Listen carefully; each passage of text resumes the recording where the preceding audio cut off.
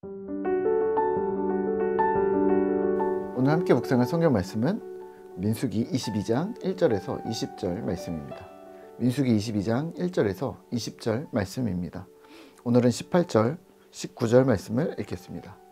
발람이 발락의 신하들에게 대답하여 이르되 발락이 그 집에 가득한 은금을 내게 줄지라도 내가 능히 여호와 내 하나님의 말씀을 어겨 덜하거나 더하지 못하겠노라.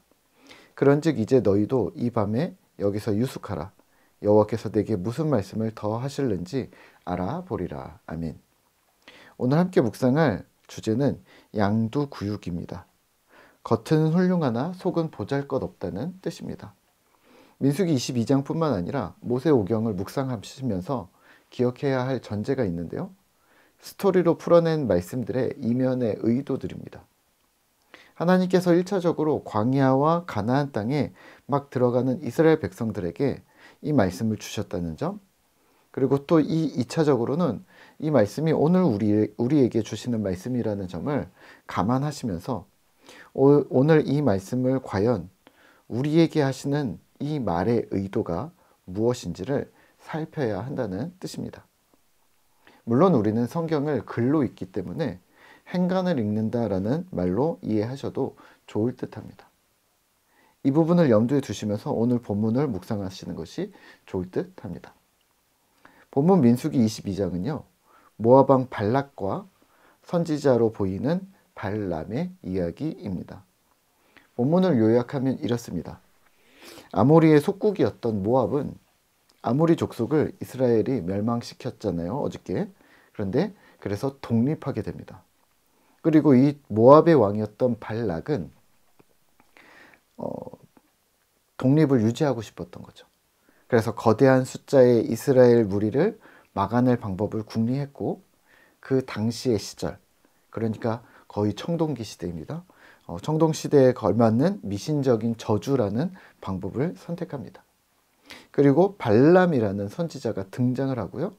발람에게 이스라엘을 저주해 달라고 합니다. 5절과 6절입니다. 그가 사신을 부올의 아들 발람의 고향인 강가 브돌에 보내어 발람을 부르게 하여 이르되 보라, 한 민족이 애굽에서 나왔는데 그들이 지면에 덮여서 우리 맞은편에 거주하였고 6절입니다. 우리보다 강하니 청하건대 와서 나를 위하여 이 백성을 저주하라. 내가 혹 그들을 쳐서 이겨 이 땅에서 몰아내리라. 그대가 복을 비는 자는 복을 받고 저주하는 자는 저주를 받을 줄을 내가 알미니라. 아멘. 이 요청을 받은 발람은 잠시 멈춰달라고 합니다. 기다려달라고 합니다. 그리고 8절입니다. 발람이 그들에게 이르되 이 밤에 여기서 유숙하라. 여호와께서 내게 이르시는 대로 너희에게 대답하리라. 모압 귀족들이 발람에게서 유숙하니라. 그리고 하나님이 그 밤에 발람에게 임하셨고 말씀하십니다. 12절입니다. 하나님이 발람에게 이르시되 너는 그들과 함께 가지 말라고 했습니다. 그 백성을 저주하지도 말라. 그들은 복을 받은 자들이니라. 아멘. 발락 왕이 여기서 포기하지 않습니다. 그리고 다시 사절단을 보내고 발람 선지자는 다시 하나님께 묻습니다. 하나님, 이 사람들 또 왔는데 갈까요 말까요? 여기서 이렇게 멋있게 말을 또 합니다. 18절과 19절입니다. 발람이 발락의 신하들에게 대답하여 이르되 발락이 그 집에 가득한 은금을 내게 줄지라도 내가 능히 여호와 내 하나님의 말씀을 어겨 덜하거나 더하지 못하겠노라. 그런즉 이제 너희도 이 밤에 여기서 유숙하라. 여호와께서 내게 무슨 말씀을 더 하실는지 알아보리라. 그리고 하나님이 가라고 허락하십니다. 18절은 멋있는데 19절은 뭔가 조금 이상한데요. 하나님이 또 가라고 하셨으니까 우선은요. 어린 시절 저는 이 본문을 묵상하면서 좀 혼란스러웠습니다. 하나님이 가지 말라고 했는데 왜 발람은 자꾸 기도한 걸까? 그리고 결국 간 걸까? 그리고 여러 번 요청하면 하나님은 생각을 바꾸시는가? 좋은 길이 아닌 것 같아 보이거든요. 그런데 하나님은 그걸 바꿔주시나? 자칫 본문이 하나님이 이랬다 저랬다는 것처럼 보일 수가 있기 때문입니다. 물론 뒷부분에서는 반전이 있습니다. 저주를 안 하고 오히려 축복을 하니까요. 하지만 그렇다고 중간중간에 등장하는 상황들이 발람 선지자를 좋게 보도록 만들 수는 없었습니다. 그래서 좀 혼란스럽고 성경에 기록된 이유들을 스스로 해결할 수 없어서 덮어 두었었습니다.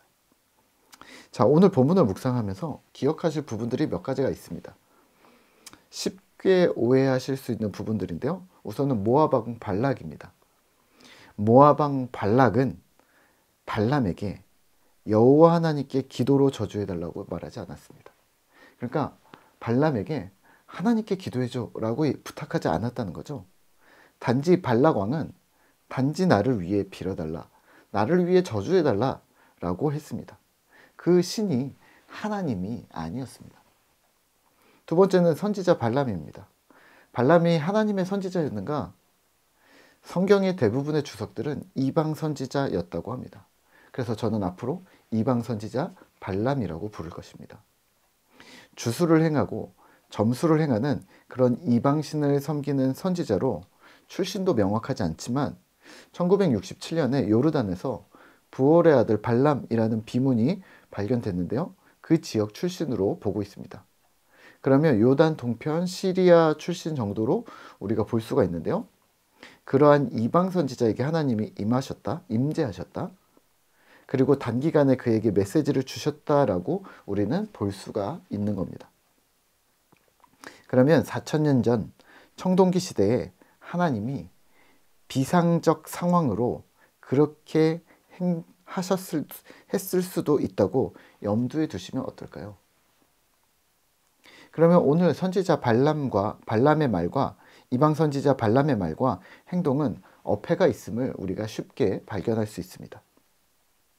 나는 하나님을 따른다 라고 말을 하면서 모압 장로들의 요청을 쉽게 뿌리치지 못합니다. 하루만 더 자, 하루만 더 자. 하나님 바꾸실 수도 있어. 또 22장 전체에서 발람은 하나님을 3번 만났고 이어지는 내일 본문에서는 나귀가 3번 천사를 피했고 또 발람은 3번의 저주를 축복으로 이야기를 했습니다. 결론은 이렇게 되었지만 하나님의 뜻을 따른 게 되긴 했지만 결국 발람은 이방 선지자였고 하나님의 죽음의 칼을 신비적인 상황에서 피했고 하나님이 3번 눈 감아 주셨다는 말도 됩니다. 그러면 오늘 우리는 말씀을 통해 무엇을 기억해야 할까요? 발람이 이방 선지자였지만 우리 역시 그에게서 타산지석 삼아야 할 부분이 있습니다. 우리 역시 이방의 유혹, 세상의 요청, 그러니까 이생의 자랑, 안목의 정욕, 육신의 정욕에서 자유롭겠는가? 라는 말입니다. 발람 선지자는 이렇게 얘기합니다. 내가 하나님의 말씀대로 말하고 행동할 수밖에 없다라고 말해놓고선 발락 왕의 요청을 보존합니다. 기다리시죠. 한 번 더 물어보겠습니다. 한 번 더 물어보겠습니다. 안 된다고 하실 것 같은데 그래도 왜 그랬을까요? 이게 한 번이 2번이 되고 3번이 되고 하면서 사실 오늘 우리는 믿음이 없다고 스스로 증명한 꼴이 된다는 것을 기억하셔야 합니다. 민수기 22장에서는요. 하나님이 뜻을 돌이키심이 우리의 관심을 끌지만 하나님이 뜻을 돌이키는 척 하시고 발람을 죽이려 하셨음을 기억하셔야 합니다. 가라. 그리고 그 다음날 출발하는데 이제 내일 본문에서는 천사가 죽이려고 막다른 좁은 길에 서 있는 거죠.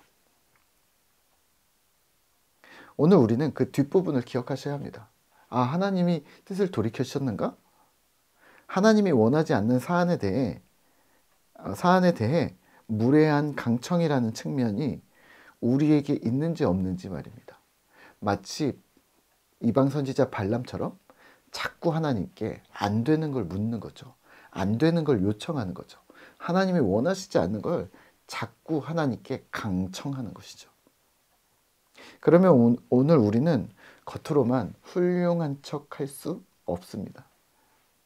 저질스럽게 본성을 드러내라는 말이 또 아닙니다. 예수 십자가의 능력으로 우리가 구원받은 존재임을 기억한다면 하나님 앞에서 우리의 본성이 바뀌어지고 있음을, 그러니까 더러운 본성을 내놓으라는 더러운 본성을 앞으로 내놔서 나는 표리부동하지 않아, 나는 양두구육하지 않아, 이렇게 표현하라는 말이 아니라 내 안에서 일어나고 있는 변화들을, 하나님 앞에서 배워진 변화들을 세상의 공동체에 꺼내놓을 수 있어야 한다는 말입니다. 입술로는 고상한 척 말하고 뒤로는 음흉한 속내를 드러내는 양두구육 같은 처세가 아니라, 또 겉과 속이 다른 표리부동함이 아니라 진흙 속에서 찬란하게 꽃을 피우는 처염상정이 신자의 삶에 더 어울리지 않을까 싶습니다. 주님께서 우리와 함께 하심을 기억하시면서 신실한 신자의 삶을 오늘도 나의 말과 생각과 행동 속에서 이루어가는 그러한 꿈터 공동체 되시기를 기도하겠습니다.